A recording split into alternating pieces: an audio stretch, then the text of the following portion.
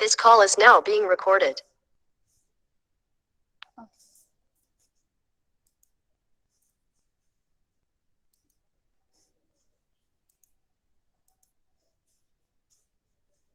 PtCN4 2 minus.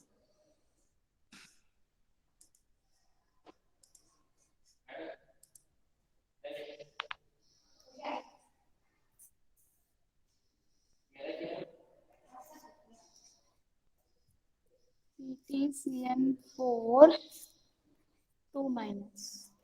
यहाँ पर इसने ऑलरेडी दिया है T square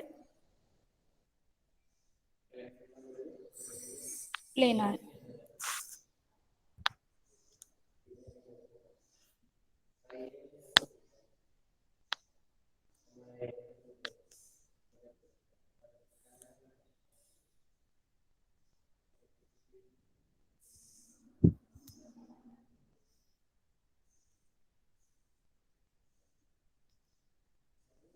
it is square planar complex.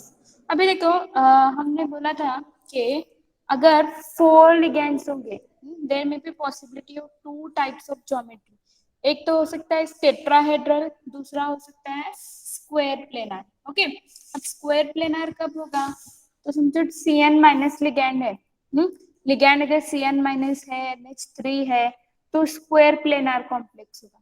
और Cl माइनस होगा तो टेट्राहेड्रल होगा. ओके, ये याद रखो.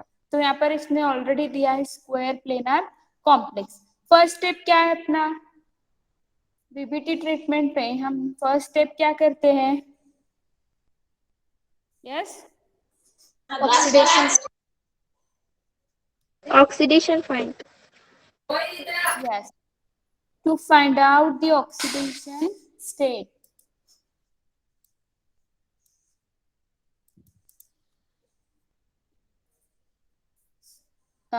So let's start by finding the oxidation state of platinum.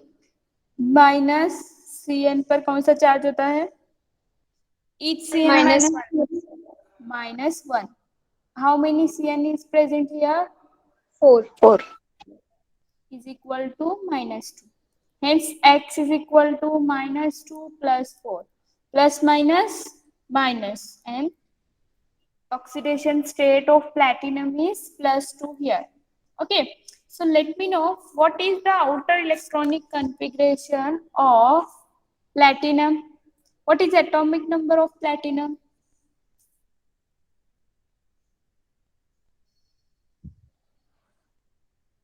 Yes, what is electronic configuration of platinum? Nickel मत, निकेल पता है आपको? निकेल निकेल का एटॉमिक नंबर क्या है? उसके आउटर इलेक्ट्रॉनिक कॉन्फ़िगरेशन क्या है? बोलो मुझे.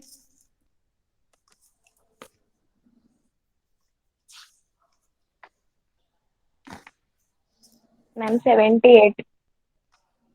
78. निकेल की बताओ मुझे. 28. 28. निकेल की इलेक्ट्रॉनिक कॉन्फ़िगरेशन क्या है? निकेल की आउटर इलेक्ट्रॉनिक कॉन्फ़िगरेशन क्या है?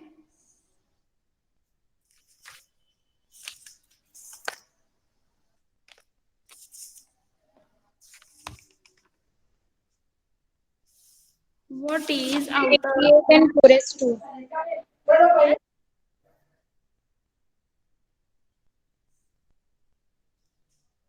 Ma'am 3d8 and 4s2. 3d8. Nickel की क्या है? 3d8 and 4s2. देखो आप निकेल के बाद में है यहाँ पर पैलेडियम और उसके बाद में है प्लैटिनम. Palladium and platinum. देखो यहाँ पर इसकी सेम इलेक्ट्रॉनिक कॉन्फ़िगरेशन होगी. ये 3d की जगह पर यहाँ पर क्या होगा? 4d 5s2.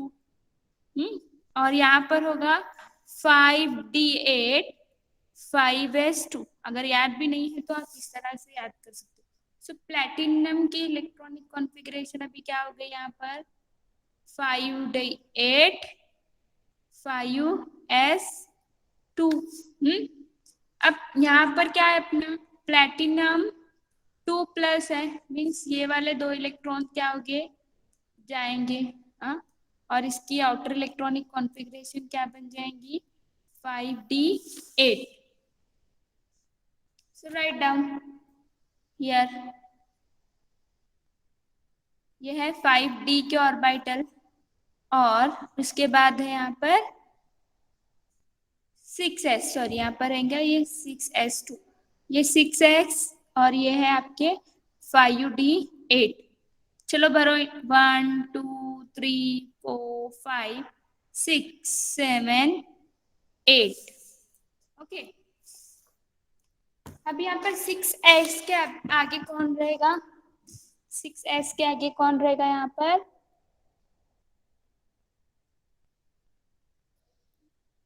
6p। ओके, अब यहाँ पर देखो मैंने बोला यहाँ पर Cn- है, तो Cn- लिगैंड होगा तो पहले क्या करते हैं हम उसकी पेयरिंग स्टार्ट करते हैं।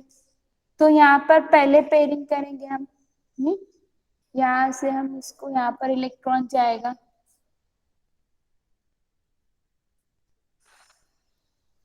After pairing 1 2 3 4 5 6 7 8।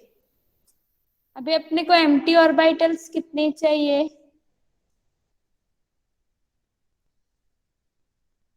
4। 4 एम्प्टी ऑर्बिटल्स चाहिए। अभी अपने पास में यहाँ पर 1 2 3 एंड 4, तो ये 4 क्या हो गए, हाइब्रिडाइजेशन में जाएंगे। ओके, तो यहाँ पर हाइब्रिडाइजेशन क्या होगी, DsP2, DsP2। ओके, हाइब्रिडाइजेशन होने के बाद में अभी मैं यहीं पर बता रही हूँ, आपको ये अलग अलग स्टेप्स में लिखना है। अभी नेक्स्ट कितने Cn- है तो उसके 8 इलेक्ट्रॉन्स आएंगे, तो मैं यहाँ पर अलग कलर से करती हूँ। यहाँ पर इलेक्ट्रॉन्स आएंगे 1 2 3 4 5 6 7 एंड 8।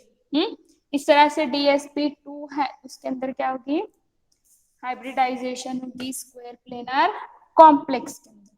ओके, और नेक्स्ट अभी इसका स्टेप क्या है, आपको इसका स्ट्रक्चर ड्रॉ करना है, Cn Cn Cn Cn, और ये है आपका 2-, ये हो गया है स्क्वायर प्लेनर कॉम्प्लेक्स। अभी मेरे को बोलो ये पैरामैग्नेटिक है क्या डायमैग्नेटिक है, इट इज मैम पैरामैग्नेटिक। हाँ, पैरामैग्नेटिक। और एक बार देखो सभी इलेक्ट्रॉन्स देखो, यहाँ पर सभी इलेक्ट्रॉन्स देखो, पेयर है, मैम डायमैग्नेटिक। हाँ, it is diamagnetic, all electrons are pair, hence it is diamagnetic। So I think आप लोगों को भी सभी एग्जाम्पल समझे होंगे, अंडरस्टूड। हमने स्क्वायर प्लेनार का लिया, टेट्राहेड्रल का लिया, ऑक्टाहेड्रल के दोनों भी लिया है हमने, लो स्पिन हाई स्पिन, और square planar tetrahedral. So this is all about this। Next, अभी यहाँ पर इसकी कुछ लिमिटेशंस है, देखो यहाँ पर क्या हो रहा है, हमको हाई स्पिन और लो स्पिन कॉम्प्लेक्स जो है हमको यहाँ पर बताना पड़ रहा है। पहले ही आपको देना पड़ रहा है इसको क्वेश्चन में कि ये कॉम्प्लेक्स हाई स्पिन है लो स्पिन है। हम ये थ्योरी के ऊपर से इसका हाई स्पिन है या फिर लो स्पिन है ये हम क्या कर रहे हैं, नहीं बता सकते। इसके लिए उसने आपको हाई स्पिन है लो स्पिन है, आपको ऑक्टाहेड्रल कॉम्प्लेक्स होगा तो उसको पहले ही वो क्या कर रहा है, आपको बता रहा है कि ये हाई स्पिन कॉम्प्लेक्स है, ये लो स्पिन कॉम्प्लेक्स है। ओके, सो फर्स्ट लिमिटेशन क्या है इसका,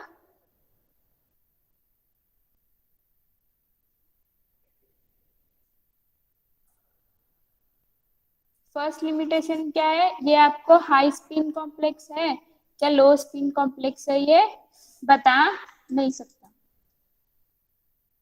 नेक्स्ट, दूसरा, इसका ही मतलब क्या है, ये स्ट्रॉन्ग फील्ड और वीक फील्ड, मतलब लिगैंड्स आपके स्ट्रॉन्ग फील्ड है क्या फिर वीक फील्ड है। जैसे CFT थ्योरी में यहाँ पर ये जो रूल है,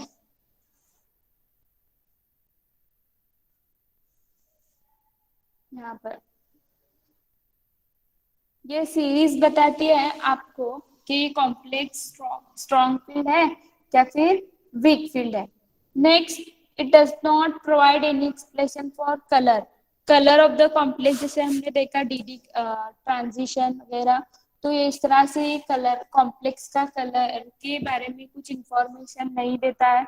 next, the structure of the complex predicted by VBT would not always match. मतलब हम वीबीटी से जो स्ट्रक्चर प्रेडिक्ट करते हैं ये हमेशा ही क्या होगा, मतलब जैसे समझो हमने वीबीटी से प्रेडिक्ट किया कि ये ऑक्टाहेड्रल है, तो रियलिटी में भी ऑक्टाहेड्रल हो ना हो इसके चांसेस थोड़े से कम है। सो दीज आर द, मतलब in some cases, maximum cases में दिखाता है correct, but some cases. So these are the limitations of VBT. तो ये लिमिटेशन को ओवरकम करने के लिए एक नई theory I, that is called crystal field theory, CFT theory, जिसने ये वाले थ्योरीज, ये वाले जो है जैसे कि high spin low spin complex, nature of ligand, इसके बारे में इंफॉर्मेशन दी इस थ्योरी ने। देन नेक्स्ट, कलर के बारे में कॉम्प्लेक्सेस के थ्योरी ने। नेक्स्ट, जो स्ट्रक्चर प्रेडिक्ट किए हमने CFT से वो भी करेक्ट है। तो इन सबको ओवरकम करने के लिए न्यू थ्योरी है।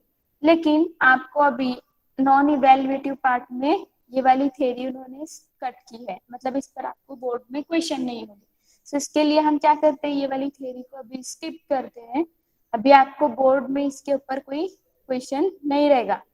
डायरेक्ट आएंगे आप last point, that is application of coordination compounds. तो फर्स्ट एप्लीकेशन है इन बायोलॉजी। तो हमको मालूम है इसमें biological important natural compounds are metal complexes.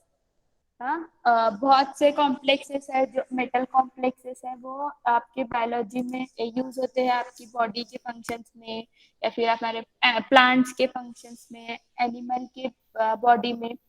So next, for example यहाँ पर क्लोरोफिल जो है, क्लोरोफिल पता है क्या काम होता है क्लोरोफिल का, कहाँ पर प्रेजेंट होता है क्लोरोफिल? यस, एनिमल बॉडी में प्रेजेंट रहता है या फिर प्लांट बॉडी में प्रेजेंट रहता है क्लोरोफिल?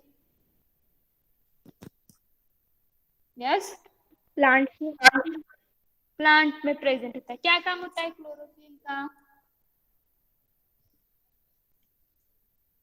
यस, क्लोरोफिल का काम क्या होता है?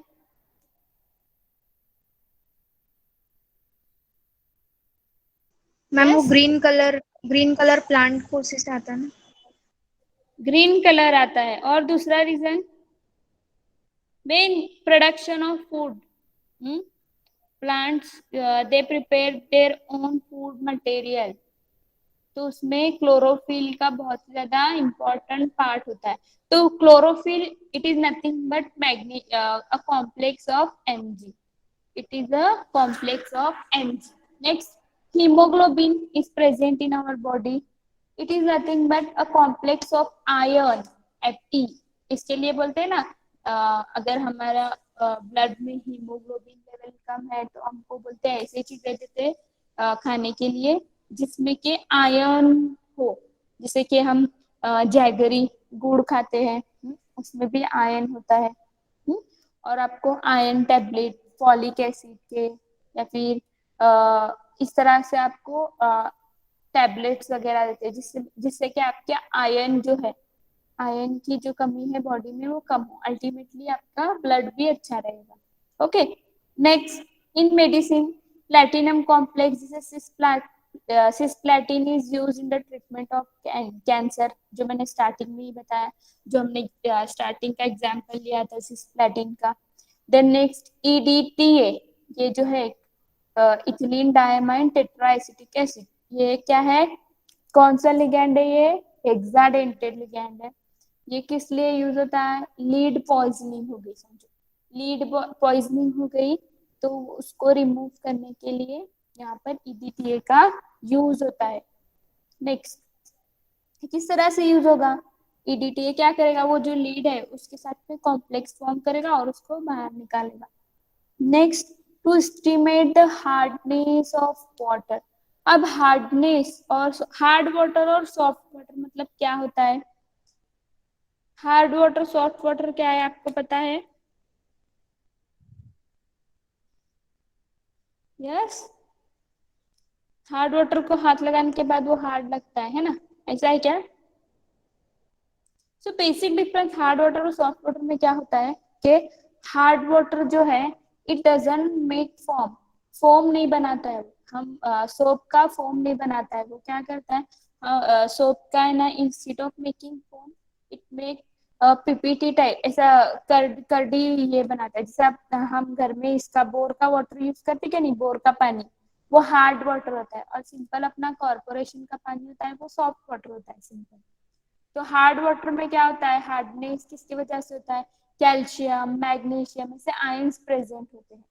तो यहाँ पर the ligand EDTA form stable, तो EDTA कैल्शियम एंड मैग्नीशियम के साथ में स्टेबल कॉम्प्लेक्स फॉर्म करता है। इसके लिए यहाँ पर EDTA का यूज करके एस्टिमेट करते हैं हार्डनेस ऑफ वाटर। देखो अगर आप कोई प्यूरिफायर वगैरह बिठा रहे हो पानी में, तो वो आपका वाटर का हार्डनेस लेवल चेक करते हैं, फिर उसके हिसाब से वो बताते हैं कि आपको ये वाला मेम्ब्रेन चलेगा, ये वाला मतलब मटेरियल चलेगा अंदर इसके लिए। तो वो चेक करने के लिए सिंपली दे यूज EDTA। ओके, EDTA के साथ में जो कॉम्प्लेक्स बनाते हैं कैल्शियम मैग्नीशियम, उसकी वैल्यू वो काम करके they estimate the hardness of water. Next, in electroplating. Electroplating technique मतलब क्या होता है? सिंपल, जिसे हम बोलते हैं ना गोल्ड पर पानी चढ़ाते हैं, आपने 8 9 10 में देखा होगा। हम सिंपल बोलते हैं कि नहीं, गोल्ड का पानी चढ़ाया हुआ है इस पर, सिल्वर का पानी चढ़ाया हुआ है, तो it is nothing but plating बोलते हैं। इलेक्ट्रोप्लेटिंग मतलब यहाँ पर covering of surface of one metal by another by using electricity, इसको हम बोलते हैं इलेक्ट्रोप्लेटिंग सिंपल लैंग्वेज में बोले तो। तो यहाँ पर इलेक्ट्रोप्लेटिंग में यहाँ पर क्या होता है, usually stable coordination complexes on dissolution dissociating to small extent and furnish a control supply of metal ion। तो अभी यहाँ पर यूजुअली इलेक्ट्रोप्लेटिंग में क्या होना चाहिए, मेटल, एक मेटल के ऊपर दूसरे मेटल की प्लेटिंग कर रहे हैं, या फिर हम कोई भी ऑर्नामेंट पर मेटल की प्लेटिंग कर रहे हैं। तो अगर समझो हमको एक साथ ज्यादा मेटल मिलेंगे तो प्लेटिंग इवन नहीं होगी। तो यहाँ पर जो कोऑर्डिनेशन कॉम्प्लेक्स जो है वो स्मॉल एक्सटेंट में मतलब स्लोली डिसोसिएट होते हैं और आपको अच्छी प्लेटिंग के लिए मेटल आयन प्रोवाइड करते हैं। The metal ion when reduced clump together, तो यहाँ पर जैसे क्लस्टर वगैरह बनाने के लिए काम होता है। और दूसरा यहाँ पर तो इस तरह से यहाँ पर इसको इलेक्ट्रोप्लेटिंग में यूज होता है। एप्लीकेशंस ऑफ कोऑर्डिनेशन कंपाउंड बहुत ही ज्यादा इंपॉर्टेंट है, पॉइंट इसको भी लिख लो। In biology, in medicine, to estimate the hardness of water in electroplating. So this is all about the chapter coordination complexes. Okay, so let us revise this chapter। हम यहीं पर रिवाइज करते हैं। फर्स्ट ऑफ ऑल क्या क्या देखा हमने?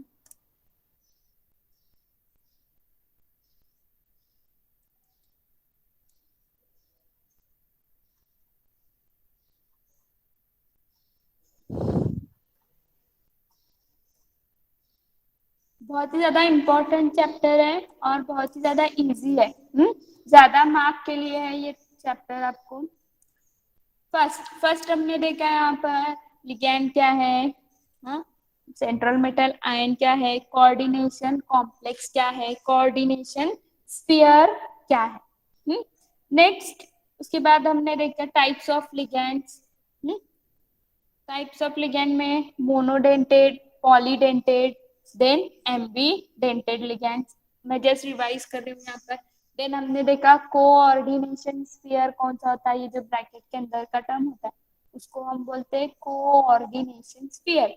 Then next charge number of the complex ion and oxidation state देखे हमने। चार्ज नंबर किस तरह से निकालते हैं, ऑक्सीडेशन स्टेट किस तरह से निकालते हैं। देन उसके बाद हमने देखा कोऑर्डिनेशन नंबर किस तरह से हम कैलकुलेट करते हैं, क्या होता है coordination number.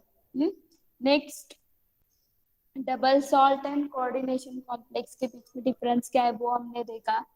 Next we have seen Werner's theory of coordination complex, देखो इसके ऊपर ही एग्जांपल बहुत ज्यादा इंपॉर्टेंट है। देन नेक्स्ट हमने देखा classification of complexes based on types of ligands, homoleptic, heteroleptic.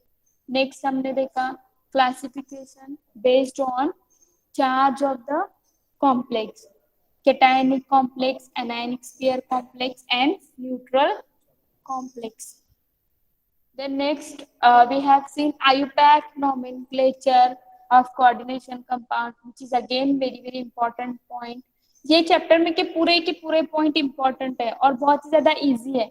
जितने ज्यादा आप प्रैक्टिस करोगे, जितना ज्यादा आप रिवाइज करोगे, उतना ज्यादा ये इजी है आप लोगों को, अदरवाइज नहीं समझेगा आपको बाद में। इसको आपको कंटिन्यू टच में रहना पड़ेगा, कंटिन्यू इसको आपको रिवाइज करते हुए रहना पड़ेगा।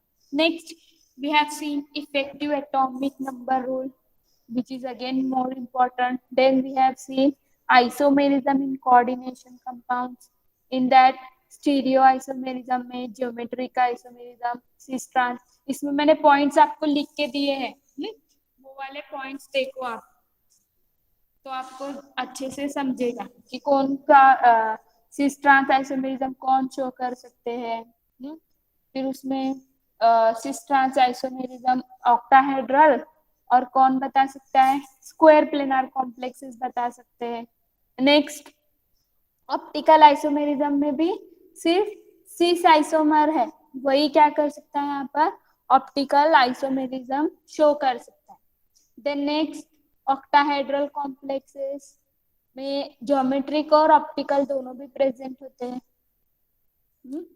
नेक्स्ट यहाँ पर हमने देखा भी कंस्टिट्यूशनल और स्ट्रक्चरल आइसोमेरिज्म में linkage isomerism, ionization isomerism, coordination, solvate. Then we have seen solubility of the complex, यहाँ पर सिंपल क्या देगा आपको, 2-3 रिएक्शंस दिया जाएगा, उसमें के की वैल्यू दी जाएगी, के की वैल्यू से किसकी ज्यादा उतना ज्यादा stable complex. Then factors affecting stability of the complex